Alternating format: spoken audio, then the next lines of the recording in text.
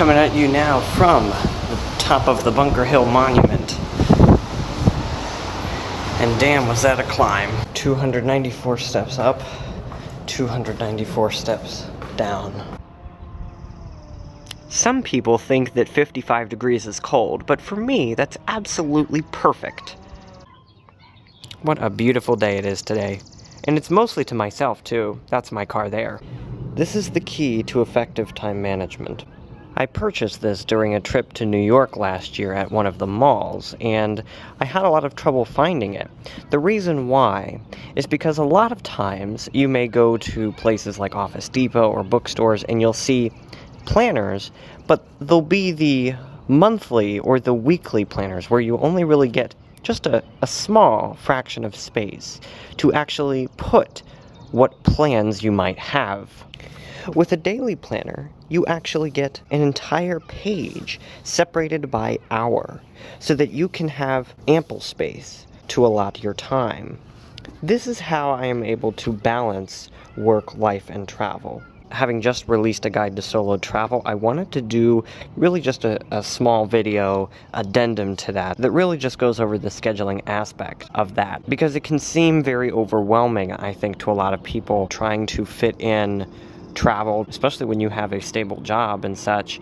It can be a little bit overwhelming to try and balance all of that. So I wanted to make this video that kind of showcases my keys to success when it comes to time management, and a lot of it has to do with one of these. When it comes to work-life balance, you have to sort of approach scheduling with a few things in mind. The first is, what are your commitments that you cannot change? The second is, what are the commitments that you can change? And the third is, what aren't commitments but are things that you need to fit in, or things that you would like to get done during the allotted time frame for which you are planning. For instance, my trip to Boston, I had placed that specifically at the end of the month. And what I did was, before my work schedule had come out, I purchased a reservation for this trip so that I knew I could not change it. Then, I had requested to take the 29th, the 30th, the 31st, and the 1st off of work. However, I did not actually take this entire day off. What I said was, I will return to Boston at afternoon, which means that I could work later in the day. Now, I wasn't actually scheduled to work later in the day, but the point is that, so that I wasn't taking so much time off, I only took a maximum of 3 days off, even if it was technically a trip that spanned 4 days. So you can see there's a little bit of overlap there. Then when I received my schedule for the week, I placed it in here. The way that I write this is, you'll notice I place the time that I come into work and the time that I leave. Now, I work at an hourly job, and so this is kind of how I structure that, so that I can see this block of time is taken up. I can't put anything there. But then I have this block of time that I can use to get other things done. I put a little bit of reading time in here to make sure that I wasn't sacrificing on that. I made sure to leave a note that I needed to conclude Boston packing, and then I have the time that I would have liked to get to bed. What this does is it actually allows me to, when I wake up on Thursday, I can go through the day relatively stress-free because I have a very general, albeit rough, construct of things that need to get done. And by designing it and scheduling it in this way, I don't have to think too much about what is happening over on this side. See, because I already have that part mapped out. I have to get up at 4 a.m., leave for the Lenox station at 4:30 in order to catch the train at 4:50. That way I can get to the airport at 5:25 to make my flight at 6:30. Now, as of the recording of this video, it is now April 2nd. I did actually miss this flight, but I was able to catch a 7:30 flight not long after. And so from this, I have learned two things. Number one, I should probably park at a MARTA station a little bit closer to the airport. And number two, I should probably park in a station that is actually open for 24 hours. The Lenox station is not. regarding the actual trip, I crafted an entire document that sort of outlined the days in a little bit more detail, and that's why I didn't place too much emphasis on them here, right? Because I wanted this planner to sort of serve as a guideline for that work-school life balance, but I don't need that when I am traveling. I don't need that here. You'll notice that I only input the information that is absolutely essential. I had an essay that was due this weekend, so I just made a little note here to work on that, and then to finish and submit it on this date. And these were typically allotted for the end of day. Notice here now I have the return flight. I get back at this time. When I receive my schedule for this week, I know I am closing on this day. I am off on this Thursday. I am working 7 to 3 on Friday and 7 to 3:30 on Saturday. And then on Sunday, I am working 5 a.m. to 12 p.m. So as I create the plan for the week, I know that these blocks of time are already filled, right? But those are commitments that can possibly change. I'll give you an example that shows this in practice. For this upcoming week, starting Monday, I noticed that I was not working on Monday. I was not scheduled to work. I did not ask off on Monday. I just wasn't scheduled. And I had been interested in planning 1 to 2 trips during this week. One trip to Houston to see an old acquaintance, and then another to Washington, D.C. to participate in the Cherry Blossom Festival. Now, originally, I had actually asked for 4 days off, the 11th, the 12th, the 13th, and the 14th. I was going to allot these 4 days to engage in the D.C. Cherry Blossom Festival. However, the person that I was going to go with decided not to go, and as such I wanted to save a little bit of money, deciding then that I would not go Thursday and Friday, and instead go just Saturday and Sunday. I did not make any financial commitments, and therefore I was able to make that change. Additionally, this would mean that Thursday and Friday would be open. Notice how I originally had written in pencil and then erased it when I decided not to go with that plan.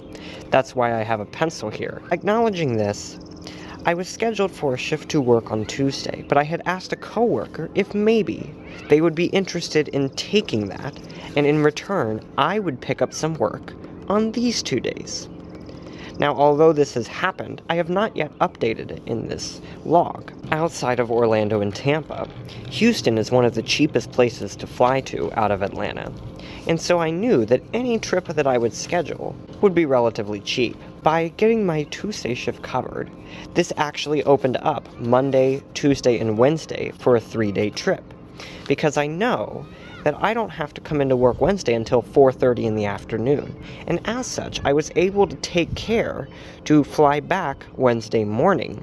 As you can see here, I will be returning to Atlanta at 11 a.m.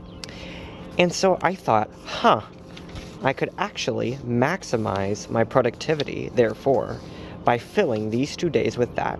Since I'm staying with an old acquaintance, I don't have to think about places to stay, since I won't be paying for that. I will have to think about that on these 2 days. That's the reason that I cut it in half. This is how I am able to plan trips so frequently. In my guide to solo travel, I talked a little bit about this, about how the trips that I plan don't necessarily have to be very large, and in fact, most of them are not. A lot of them I plan very similarly to this. I take a look through, I see what commitments do I have, what days do I have available, and how can I maybe possibly move some things around to make different trips possible. See, that's my motivation. You'll notice that I actually don't really fill in too much information. Now, there are some situations where if I sort of fly back, you'll see there is a lot of more information here. What I will probably do over the next few days, therefore, is take a look at what needs to get done, right?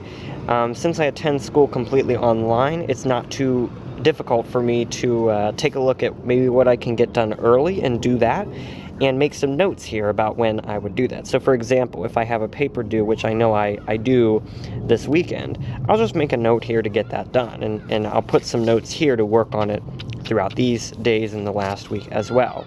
Then I need to make a note of some things I need to bring to Houston so that I can work on additional assignments while I am here Monday, Tuesday, into Wednesday. Now, in regards to those of you who have school commitments, in other words, you go to an actual campus, you have class schedules every week, it's not really going to be that much different for you, because you'll still allot time in the same way that I do here.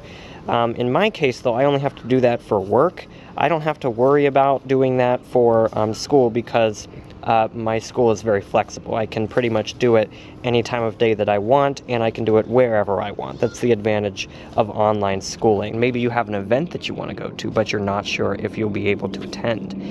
With a daily planner, you are able to select the time hours and fill them in with slots in this manner, so that you can sort of look and see that, oh, well, I do have some additional time in here that I can fill with something. And this will ultimately allow you to go into each day completely stress-free, because you'll already have a list of the things that you need to get done, and you'll already have your commitments in plan.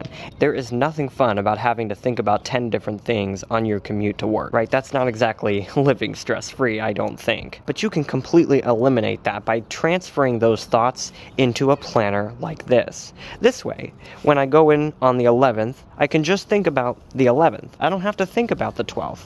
I don't have to think about the DC Cherry Blossom Festival. I've got it all mapped out here, and I'm not going to forget anything. Every morning when I wake up, I take a look at my planner. Every night when I go to bed, I take a look at the planner again, and I use it to reflect on the events of the day and prepare for the day following.